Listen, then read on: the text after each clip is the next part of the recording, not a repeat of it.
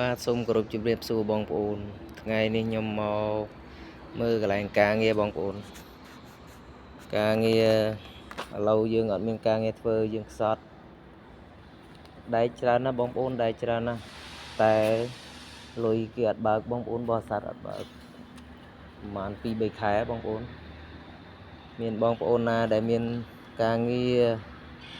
រកឲ្យបងប្អូនធ្វើផងបងប្អូនដាច់ការងារហើយលុយគេអត់បើកទេ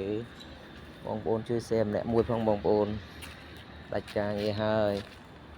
ដែកមានច្រើនតែលុយគេអត់បើកโรงงานបរិស័ទឆ្ងាត់អស់ហើយបងប្អូនដែកមានច្រើនណាស់តែកន្លែងការងារស្ងាត់បរិស័ទឆ្ងាត់ងាត់ឈឹងត្មងបាទអរគុណបងប្អូនជួយ comment ជួយ share ម្នាក់មួយផងជួយអីមេដៃម្នាក់មួយផងបងប្អូនអរគុណច្រើន